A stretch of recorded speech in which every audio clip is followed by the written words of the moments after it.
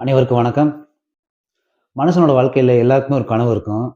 எல்லார் கனவும் பலிக்குமாங்கிறது சொல்ல முடியாது. ஏன்னா, ஒவ்வொருத்தவங்களோட குடும்ப சூழ்நிலைகள், அவங்களோட பர்சனல் சூழ்நிலைய பொறுத்து தான் நம்ம வாழ்க்கையில நமக்கு இலக்குகள் வந்து அடைய முடியும், அடைய முடியாது அப்படிங்கிறதுக்கு ஒரு சுழற்சியே ஒரு காரணம் தான்.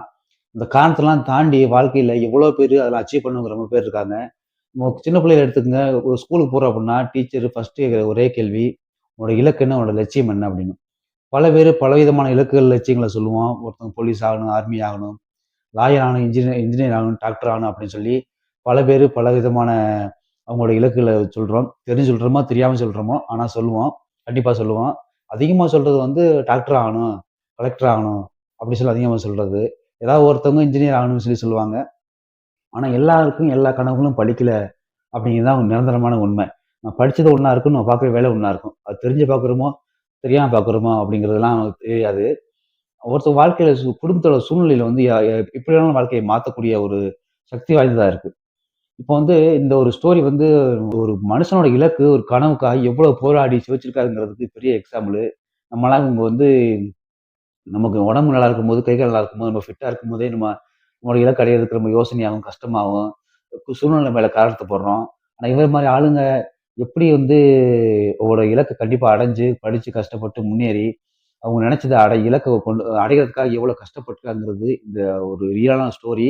பெரிய இன்ஸ்பயரா இருந்தது. என்னன்னா அப்படின்னா, குஜராத்ல கணேஷ் பாரையா அப்படிங்கிற ஒரு இளைஞனு, அவருக்கு வந்து 25 வயசு ஆகுது.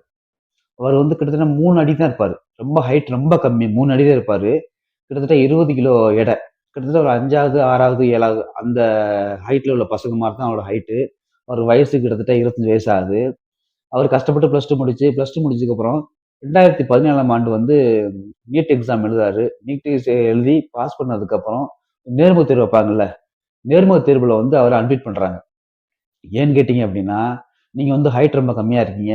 உங்களால ஆப்பரேஷன் பண்ற ஒரு பிராக்டிகல் இடத்த நீங்களே நிண்டு பார்க்க முடியாது. ஒரு எமர்ஜென்சி ஆச்சு அப்படின்னா, உங்களால அந்த பேஷண்ட்ட ஹேண்டில் பண்ண முடியாது. அப்படின்னு சொல்லிட்டு அவர அன்குவாலிஃபைட் பண்றாங்க. இவருக்கு ஒண்ணும் புரியல. நம்மளோட கனவு, நம்மளோட லட்சியமா இருக்கு. எப்படி அன்குவாலிஃபைட் பண்ணலாம்? நம்மள வந்து அன்ஃபிட்ன்னு சொல்லி சொல்லலாம். என்னோட ஹைட்ல என்ன இருக்கு? நான் கத்துக்க ஆர்வப்படுறேன். நான் என்னோட இலக்கு இதுதான் அப்படின்னு சொல்லி எவ்வளவோ சண்டை போடுறாரு, எவ்வளவோ பேசுறாரு. அவங்க பிராக்டிகலா சொல்லப்போனா இது ஒத்து வராது. நீங்க இதுக்கு அன்ஃபிட் அப்படிங்கிற மாரி சொல்லி, மருத்துவத் துறையில இருந்து அவர ரிஜெக்ட் பண்ணிடுறாங்க. அந்த நேர்முகத் தேர்வுல. அதுக்கப்புறம் என்ன பண்றாரு, உடனே போயி ஒரு காலேஜ் புரொஃபசர கூப்பிட்டு இது மாரி ரிஜெக்ட் பண்ணிட்டாங்க என்னைய. எனக்கு ஹெல்ப் பண்ணுங்கன்னு சொல்லி கலெக்டர பார்க்கலாம் அப்படின்னு சொல்லி, கலெக்டருக்கு ஆஃபீஸுக்கும் போறாங்க. கலெக்டரையும் பார்க்குறாங்க. பார்த்ததுக்கப்புறம் கலெக்டர் சொல்றாரு, சரி பேசி பார்க்கலாம் அப்படிங்கும்போது, அவருக்கும் பிராக்டிகல் புரியுது. நீங்க ஹைட் ரொம்ப கம்மியா இருக்கீங்க. உங்களால ஒரு ஆப்பரேஷன் பண்றதையோ, ஒரு இதையோ உங்களால பார்க்க முடியாது. நீங்க பிராக்டிகல் தெளிவா கத்துக்கவும் முடியாது. ஒரு ஆப்பரேஷன் நடக்குது, எமர்ஜென்சி ஒரு கேஸ உங்களால ஹேண்டில் பண்ண முடியாது அப்படின்னு சொல்லி அவரும் கைய விரிச்சாரு. சரி அதுக்கப்புறம் போய் நம்ம வந்து குஜராத் கோர்ட்ட நம்ம அணுகலாம் அப்படின்னு சொல்லிட்டு குஜராத் கோர்ட்டுக்கு போறாரு. குஜராத் கோர்ட்ல போன உடனே, குஜராத் கோர்ட்ன்னு சொல்ற அதே ரீசன். உங்களால பண்ண முடியாது. எதுக்கு இந்த வேலை? அது வேண்டாத வேலை அப்படிங்கிற மாரி அவங்களும் கைய விரிச்சுடுறாங்க. அதுக்கப்புறம் அவருக்கு ஒண்ணுமே புரியல. இடிஞ்சு போற மாரி உட்கார்ந்துட்டாரு. என்ன பண்றதுன்னு தெரியலையே நம்ம. இதுக்கு என்ன சொல்யூஷன் தெரியலையே. நம்ம இவ்வளவு கஷ்டப்பட்டு படிச்சு கடைசியில நம்மளோட இலக்கு அடையாம போயிருவோமோ அப்படிங்கிற பயத்துல ரொம்ப சோர்ந்து உட்கார்ந்துட்டாரு. சரி வேணாம் இன்னும் ஃபைட் பண்ணுவோம் அப்படின்னு சொல்லிட்டு இங்க இருந்து சுப்ரீம் கோர்ட் போறாரு. சுப்ரீம் கோர்ட் போனதுக்கப்புறம் அங்கிருந்து அவருக்கு ஒரு ஆர்டர் வருது. அவரு நீங்க கண்டிப்பா இவர செத்து ஆகணும். நீங்க உடல்ல ஊனமா இருக்காரு, ஹைட் இல்ல அப்படிங்கிறதுக்காகலாம் நீங்க வந்து ஒருத்தர வந்து நீங்க எடை போடக்கூடாது. ஒருத்தர் சீட்டு குடுக்காம இருக்கக்கூடாது. எக்ஸாம்ல பாஸ் பண்ணியிருக்காரு. நீங்க கண்டிப்பா மெடிக்கல் சீட் குடுத்தா ஆகணும் அப்படின்னு சொல்லி, நேர்முகத் தேர்வுல பாஸ் பண்ணுங்க வைங்கன்னு சொல்லி, அவருக்கு மெடிக்கல் சீட்டும் கிடைச்சிருது. மெடிக்கல் சீட்லயும் காலேஜ்லயும் படிக்கிறாரு. காலேஜ்ல போனோனே எவ்வளவு ஸ்ட்ரகிள் இருக்குது எல்லாருக்குமே தெரியும். இப்ப நம்ம காலேஜ், ஸ்கூல் படிச்சோம் அப்படின்னா நமக்கு பல்லு எத்தலா இருந்தா பல்லா பல்லான்னு கூப்பிடுவாய்ங்க. இல்ல மண்டை வித்தியாசமா இருந்தாவோ, ஏதோ ஒரு ஸ்ட்ரக்சர் கொஞ்சம் வித்தியாசமா இருந்தாவோ பயங்கரமா கலாய்ப்பாய்ங்கங்கிறது நமக்கு தெரியும். ஒருத்தவங்க பேர்லயே நம்மள வந்து பயங்கரமா கலாய்ப்பாய்ங்க. நம்மளோட பேர் எப்படி இருக்கோ, அந்த பேர வச்சே ஒரு பட்ட பேர் வச்சு கூப்பிடுவாய்ங்க. அந்த மாரி ஒரு சூழ்நிலையில அவர் ரொம்ப ஹைட் கம்மியாவும் 20 கிலோவும் 3 அடி அடி உயரத்துல இருந்தா அப்படின்னா, சமூகம் இந்த ஊர் இந்த நம்ம கூட இருக்கவங்க, நம்ம கூட பழகுறவங்க எவ்வளவு கலாய்ப்பாங்கிறது நினைச்சு பாருங்க பார்க்கலாம் காலேஜ்ல.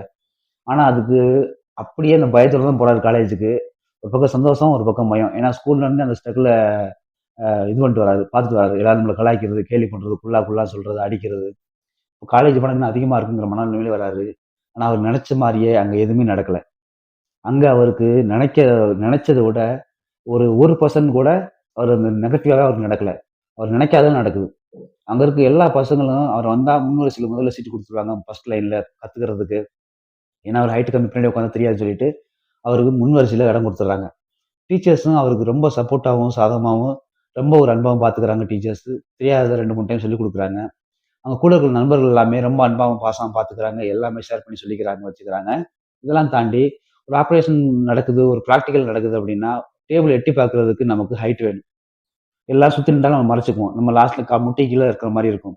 ஆனா அந்த நண்பர்கள் என்ன பண்றாங்க அப்படின்னா, அந்த பையன தூக்கி கணேஷ்ங்கிற பையன தூக்கி தோள்ல வச்சுட்டு, "பிராக்டிகல பாரு, கிளாஸ பாரு, நீனும் பாரு" அப்படி சொல்லி ஃபுல் சப்போர்ட்டா இருந்து, அந்த பையனுக்கு ஒரு என்ன சொல்றது? ஒரு வலது மாரி சொல்லுவோமே, அந்த மாரி ஒரு ஒரு பாசிட்டிவான ஒரு நண்பன் அப்படிங்கிறதுக்கு எடுத்துக்காட்டா கூட அந்த எல்லா கிளாஸ் ரூம் எல்லா பசங்களுமே அன்பா பழகியிருக்காங்க. எல்லா பிராக்டிகல் கிளாஸும் தூக்கி தோள்பட்டையில வச்சுட்டு, நல்லா தெளிவா பார்க்குற மாரி காமிச்சிருக்காங்க. அதுபோக அந்த உள்ள ப்ரொஃபசரும் சரி, காலேஜ்ல டீச்சர்ஸும் சரி, எல்லாருமே சூப்பரா அன்பும் பாசமா நடந்துருக்காங்க. இதெல்லாம் தாண்டி எல்லாம் பிராக்டிகல்லாம் எல்லாம் முடிச்சு, காலேஜ் முடிச்சதுக்கப்புறம் குஜராத்லயே கவர்மெண்ட் ஹாஸ்பிட்டல்லே நல்ல சேலரில மருத்துவரா அமர்றாரு. அமர்ந்ததுக்கப்புறம் அவருக்கு வந்து அவங்க குடும்பத்துல வந்து மொத்தம் 7 பேரு. 7வது இவரு. மொத்தம் 6 பொண்ணுங்க, 1 பையன். லாஸ்ட் பையன் இவர்தான். ஆல்ரெடி வீடு கட்டுனதுல பாதி வீடு அப்படியே இருக்கு. இவர்ட்ட மெயினான டார்கெட் என்ன அப்படின்னா, செங்கல் வச்சு வீடு கட்டணும். அதாவது கான்கிரீட் வீடு கட்டணும். பாதி வேலை அப்படியே நிக்குது. இனிமே எனக்கு சம்பளம் வரும். நான் இனிமே கட்டிருவேன் அப்படின்னு சொல்லி ஃபுல்லா ஸ்ட்ராங்காவும் நம்பிக்கையா சொல்றாரு. இந்த ஸ்டோரி எதுக்கு சொல்றாரு அப்படி எதுக்கு ஷேர் பண்ணியிருக்காரு அப்படின்னா, நான் இந்த மாதிரி நிலைமையில இருக்கும்போதே நான் என்ன நினைச்ச டார்கெட் அச்சீவ் பண்ணிட்டேன். எல்லாருமே பக்காவா இருக்கிறவங்க, எல்லாம் ஃபிட்டா இருக்கிறவங்க, எந்த பிரச்சனையும் இல்லாத இருக்கிறவங்க, எல்லாருமே கண்டிப்பா அவங்க டார்கெட்ட அவங்க கண்டிப்பா அச்சீவ் பண்ண முடியும் அப்படின்னு சொல்லி ஒரு ஒரு இன்டர்வியூல சொல்லியிருக்காரு. இந்த மாரி உள்ள மக்களே நான் ஈஸியா நம்ம டார்கெட்ட நம்மளோட நினைச்ச கோல அச்சீவ் பண்ண முடியும். நம்மலாம் எவ்வளோ தூரம் நம்மலாம் பல சூழ்நிலையில காரணம் காட்டுறோம், பிரச்சனையில காரணம் காட்டுறோம். வசதி இல்ல. ஏதாவது ஒரு காரணம் சொல்லிட்டு தான் இருக்கோம். எல்லாருக்கும் கண்டிப்பா ஒரு ஆசைகள் இருக்கும். அந்த வழியில போனா தான் வாழ்க்கை சூப்பரா இருக்கும்னு சொல்லி, இந்த வீடியோ சொல்லி முடிச்சிருக்காரு அவரு. Okay friends. இத பத்தி என்ன நினைக்கிறீங்கன்னு சொல்லி இந்த வீடியோல கமெண்ட் பண்ணுங்க. அடுத்து ஒரு வயலான விஷயத்துல பேசுவோம். நன்றி, வணக்கம்.